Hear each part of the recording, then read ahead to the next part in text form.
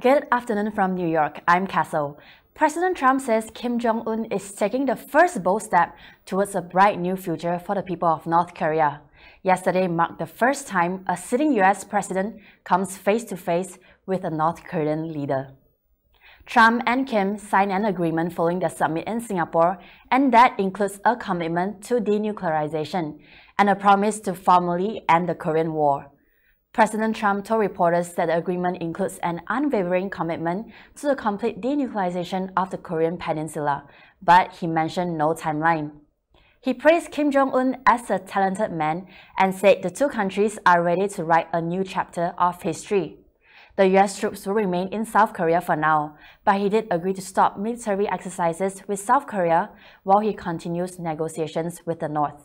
South Korea Presidential Office has issued a statement saying it needs to seek clarity about Trump's intentions. President Trump pushed back against criticism he received from meeting with Mr. Kim. The president emphasized on the return of the 3 American prisoners from North Korea and that North Korea has had no missile or nuclear test in 7 months. He says agreeing to meet someone is not a big deal and great things can happen. So, what did they agree on? The summit centered on nuclear disarmament and reducing tensions. The agreement said the two countries would cooperate towards, quote, new relations, while the US would provide security guarantees to North Korea. On Mr. Kim reaffirming his firm and unwavering commitment to complete denuclearization of the Korean Peninsula, observers say the document lacks substance, in particular on how that will be achieved. The reaction so far to the agreement has been largely positive. South Korean president, who held his own meeting with Mr. Kim earlier this year, said, quote, the two Koreas and US will write new history of peace and cooperation. North Korea's only major diplomatic and economic ally, China, also said the meeting created a new history. The foreign ministry said sanctions on North Korea could be eased if it stuck to UN resolutions. Japanese Prime Minister Shinzo Abe praised President Trump's leadership and effort, saying he supported North Korea's pledge on denuclearization as a step towards the comprehensive resolution of issues around North Korea. But Russia warned that the devil is in the detail, and Iran said North Korea should not trust the US, with Trump pulling the United States out of a nuclear deal with Iran recently. Trump says North Korea has a substantial arsenal of nuclear weapons and the summit should have happened 5 years ago. At the news conference Tuesday after his meeting with Mr. Kim, Trump discussed efforts to press him to get rid of its nuclear weapons, adding that he thinks they'll probably need another summit or at least a second meeting with Kim as they discuss his commitment to denuclearization. Let's hear what President Trump has to say.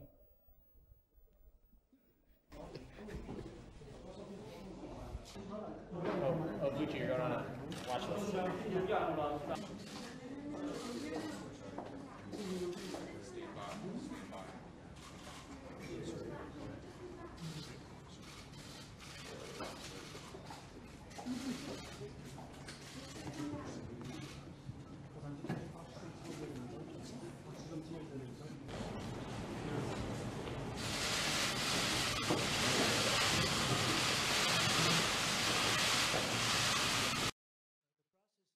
Take place. And I would be surprised, Mike, if they haven't even started already. They have started. They blew up their sites.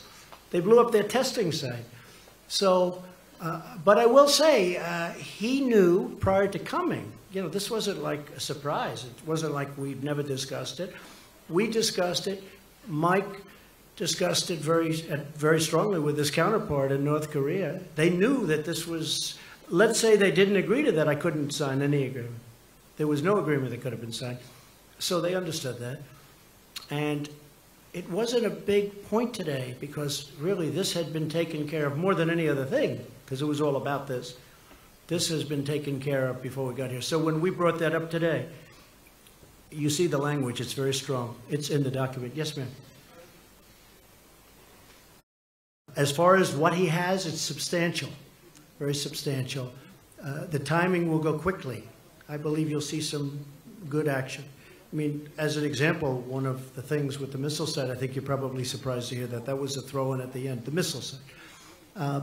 But I really believe, David, that it's going to go very quickly. I really believe that it's going to go fast. And it is a very substantial arsenal. There's no question about it. You know, I used to say, maybe it's all talk and no action. But we have pretty good intelligence into that, although probably less there than any other country. You understand that maybe better than anybody in the room. Probably less there than any other country. But we have enough intelligence to know that what they have is very substantial. This is why, David, I always say that this shouldn't have taken place so late into the process. Wouldn't this have been better if it was 5 years ago or 20 years ago or 15 years ago and we didn't have to worry about not having a successful meeting like today? I just wanted to find out, you described this as a process. What is the immediate next step? Is there some ongoing dialogue? Yes. Oh, we're getting together next week to go into the details. And that's Secretary Pompeo, yeah, next week with John Bolton and our entire team to go over the details and to get this stuff done. We want to get it done. He wants to get it done. We're also working very much with South Korea. We're working with Japan.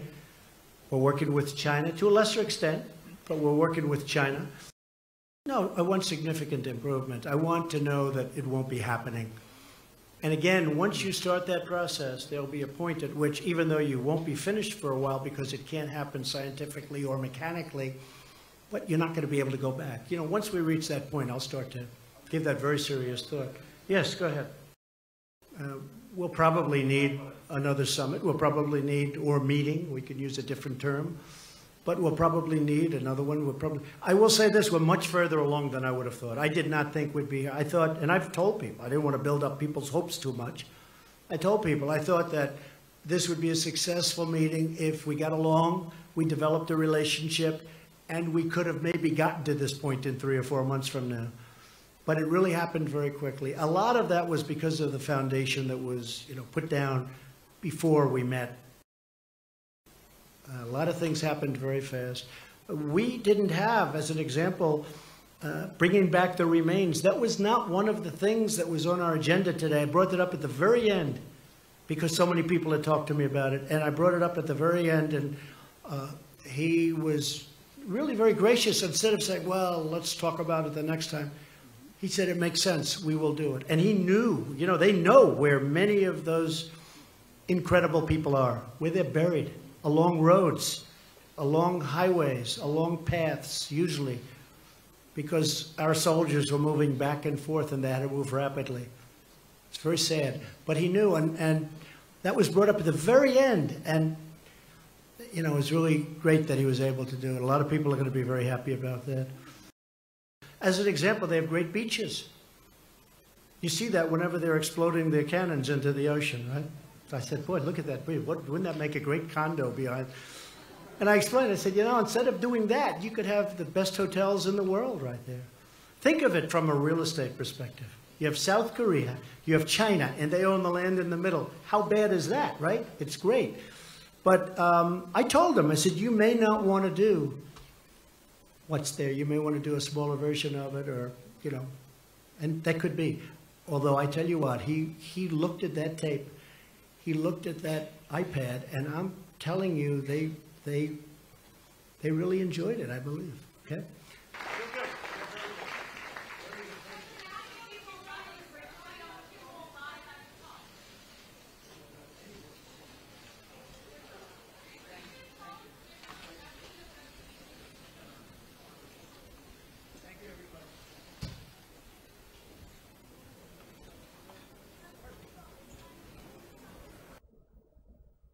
Well, you must be wondering, what is next? If it all works out, it could be a prelude to opening one of the most closed economies in the world. During Mr. Kim's trip to Singapore, he has hinted he might be in favor of beginning that process. North Korea state media reported on Tuesday that Kim was impressed with the city-state's economic development and hopes he can learn from that country. While visiting the observation deck of the Marina Bay Sands Hotel, Kim said Singapore was, quote, clean and beautiful. Trump has also spoken of North Korea's huge economic potential.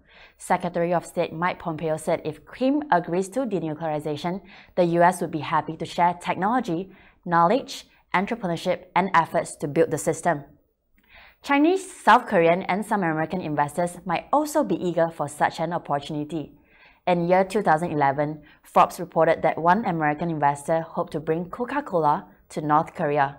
More recently, NBC News said a US intelligence report revealed that Kim might allow a Western hamburger franchise into the country as a sign of goodwill to the United States. Geographically, North Korea's location is a potential crossroads between South Korea and China, which both have powerful economies. Its strategic location makes North Korea ripe for the construction of infrastructure, rail, and road routes. While its economy is currently based on agriculture, it has substantial reserves of iron ore, coal, limestone, and metals. And with North Korea's young population at a median age of 34, it could help in its transformation. I always like to end the newscast lightly, so here's a fun fact. Did you know that Kim Jong Un reportedly brought along his own toilet to Singapore, so sewer divers couldn't grab a sample of Kim's stool and study his health and DNA? He also brought his own pens and pencils so that he wouldn't leave even a fingerprint. That was according to USA Today. That is all the time we have for now. For more on this, stay tuned to our channel. For news always on, I'm Kessyl. I will catch you.